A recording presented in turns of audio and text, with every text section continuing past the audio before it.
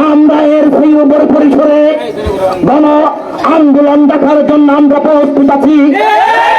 প্রিয় কোথাবিদিয়াবাসী, আপনারা জানেন দীর্ঘদিন ধরে যারা অপকর্ম চালিয়ে আসতেছে, তাদেরকে যারা প্রশ্রয় দিচ্ছে, তাদেরকেও আমরা সতর্ক করে দিতে চাই। আপনারা সজাগ হন, ওদের পক্ষে নিয়ে আমরা কোনো আপনারা কথা বলবেন না।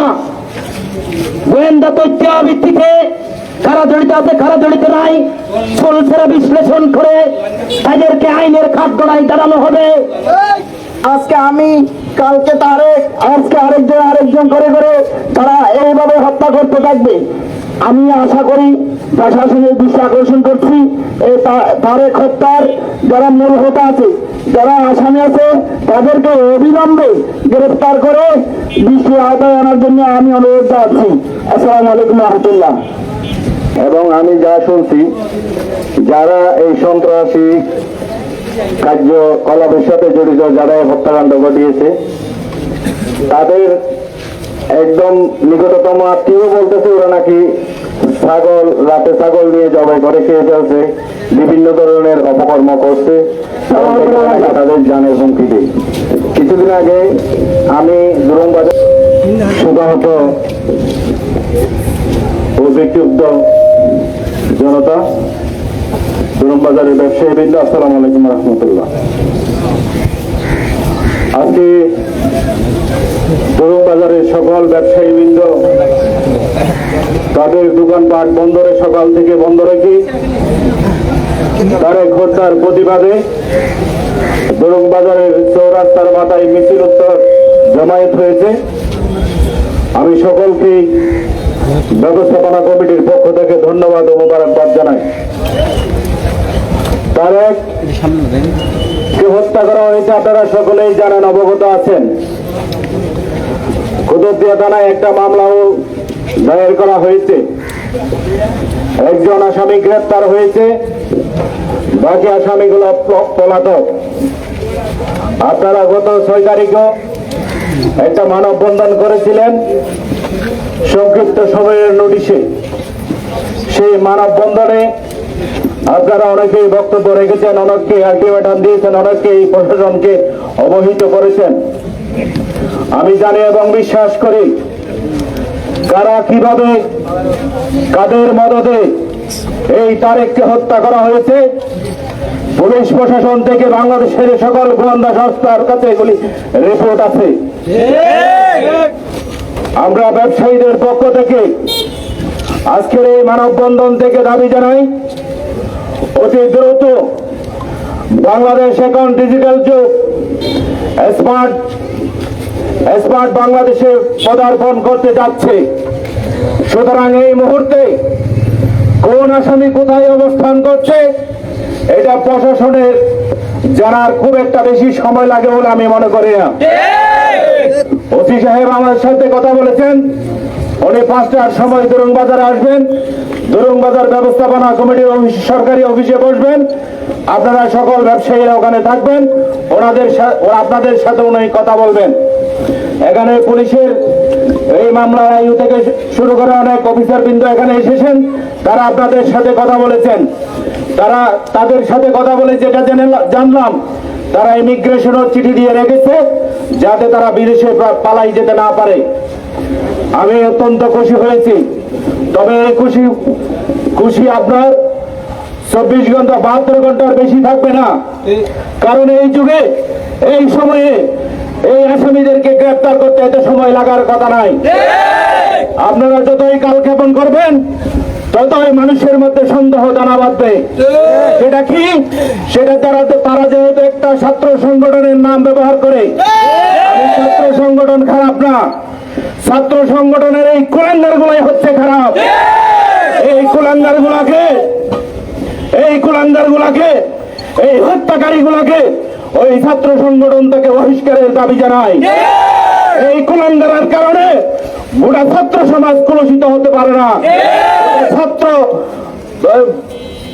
পার্টি, আপনার ছাত্রলীগের পার্টি কলুষিত হতে পারে না। আপনারা অনেকেই ছাত্রলীগের নাম দিয়ে স্লোগান দিয়েছেন, ছাত্রলীগের নাম দিয়ে স্লোগান দেওয়ার দরকার নাই।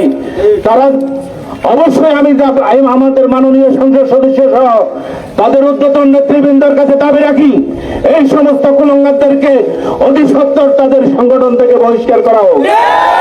না হয় আমরা ভেবে নিব আপনাদের আশ্রয়ে প্রশ্রয়ে এরা লালিত হচ্ছে, এরা সন্ত্রাসী কার্যক্রম করছে, এরা চাঁদাবাজি করছে, এরা খুন করলো, কালকে আপনাকেও খুন করতে পারে টাকার জন্য।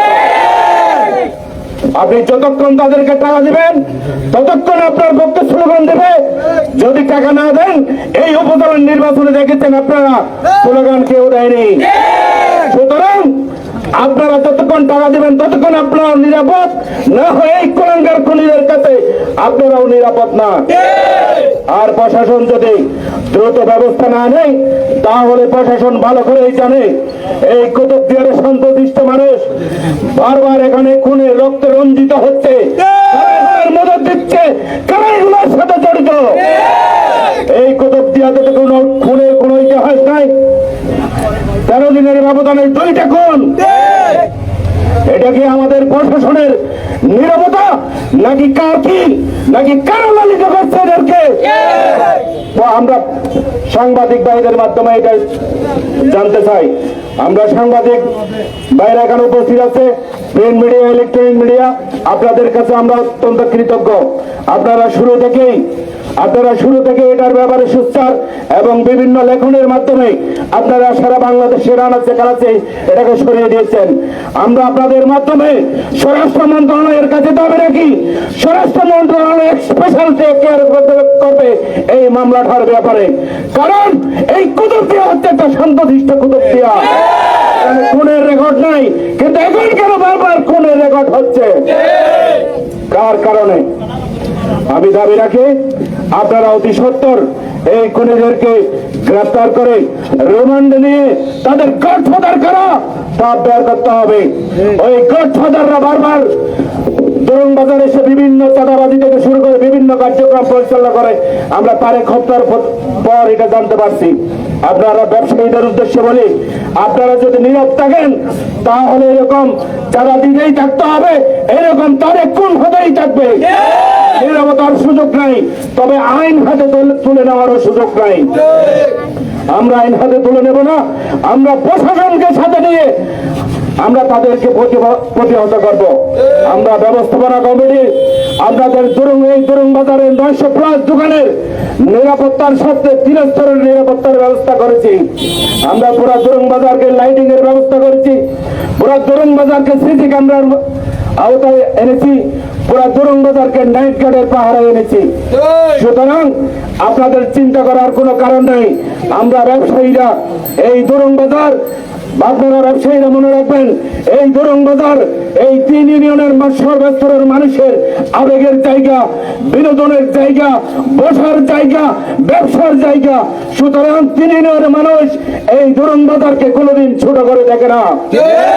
এই দরুন বাজারের আপনারা ব্যবসায়ীরা আপনারা সব সময় মনে রাখবেন, শুধু প্রশাসন নয়, 3 জনগণ আপনাদের সাথে আছে। সুতরাং আপনারা যদি চাঁদাবাজদেরকে প্রশ্রয় দিতে থাকেন তাহলে এটা বাড়তেই থাকবে। শেষ পর্যন্ত এই খুন দিয়ে শুরু হলো, এই খুনের রক্তে এই দরুন বাজারের সহ টোটাল কুতুবদিয়া রঞ্জিত হতে থাকবে। সুতরাং আপনারা প্রশ্রয় না দিয়ে, আপনারা তারেক হত্যার পরে আমরা জানতে পেরেছি আপনারা অনেকেই চাঁদা দেন, কিন্তু ইতিপূর্বে আমাদেরকে প্রশাসনকে কেউ কোনোদিন ভয়ে বা লজ্জায় অবহিত করেন নাই। এটা অবহিত না করে আপনি চরম ভুল এবং বোকামি করেছেন। আপনি তাদেরকে প্রশ্রয় দিয়েছেন, তাদের সহজকে তথ্যপূর্ণ আচরণে নিয়ে যেতে আপনারাই সহযোগিতা করেছেন। সুতরাং এই সহযোগিতা আর করবেন না, এটা কোনোদিন গোপন করবেন না। এটা লজ্জার বিষয় নয়, এটা ভয়ের বিষয় নয়, এটা হচ্ছে সন্ত্রাসীদেরকে উপরে উঠাই দেওয়ার আপনারা সিঁড়ি করে দিচ্ছেন। সুতরাং আমি ব্যবসায়ীদেরকে আপনারা করবেন না, আপনারা কোন রকম সন্ত্রাসী চাঁদাবাদীর সাথে আপোষ করবেন না। আমরা এই দরুন বাজারের জন্য আছি, এই দরুন বাজারের জন্য যা যা করতে হয় আমরা ব্যবস্থাপনা কমিটি করে যাবো ইনশাল্লাহ। পরিশেষে একটা কথা বলে যাই, তার এক ব্যবসা করত, তার দোকানে অনেকেই আমরা বকেয়া নিয়েছি। তার একটা বিধবা স্ত্রী আছে, ছোট্ট একটা বাচ্চা আছে, তার স্ত্রী এখন সন্তান সম্ভবা। যদি তার থেকে কেউ বকেয়া নিয়ে থাকেন, সে আপনি আর আল্লাহ ছাড়া কেউ জানে না। নিজ দায়িত্ব মনে করে তার পরিবারের হাতে এই বকেয়ার টাকাগুলো আপনারা দিয়ে দিবেন। আমি এটা আপনাদের কাছে স্বনির্বন্ধন অনুরোধ জানিয়ে আমাদের প্রশাসনের প্রতি আবারও দাবি জানিয়ে আপনারা অতি দ্রুত সন্ত্রাসীদেরকে গ্রেপ্তার করে আইনের আওতায় আনে, রিমান্ডে এনে তাদের গডফাদারকে তাদেরকে তারা কারা প্রশ্রয় দেয় এগুলো বের করে তাদেরকেও মামলার আসামি করে আপনারা দ্রুত কার্যকর পদক্ষেপে যাবেন। না হয় পরবর্তীতে ব্যবসায়ীরা হয়তো আরো কঠিন আন্দোলনে যেতে পারে। তাই আপনারা দ্রুত ব্যবস্থা নিয়ে এটার একটা সমাধান আসবেন এ আশাবাদ ব্যক্ত রেখে এই তারেকের মামলা প্রয়োজনে আমরা দুরুং বাজার ব্যবস্থাপনা কমিটির পক্ষ থেকে পরিচালনা করবো। কোনো কারণ নাই, চিন্তার কোনো কারণ নাই। সুতরাং আপনারা দ্রুত ব্যবস্থা নেবেন এ আশাবাদ ব্যক্ত রেখে সকল ব্যবসায়ীরা নিরাপদে ব্যবসা করবেন, কোন ধরনের সন্ত্রাসীদেরকে প্রশ্রয় দিবে না এই আশাবাদ ব্যক্ত করে সকল মিডিয়ার ভাইদেরকে এই তীব্র তাবদাহের মধ্যে দাঁড়িয়ে নিউজ কভার করার জন্য আপনাদের সকলকে ধন্যবাদ জানিয়ে এবং আমার বক্তব্য শেষ করছি। সাথে সাথে আজকের এই মানববন্ধন উত্তর সমাবেশ সমাপ্ত ঘোষণা করছি। আসসালামু আলাইকুম ওয়া রাহমাতুল্লাহ।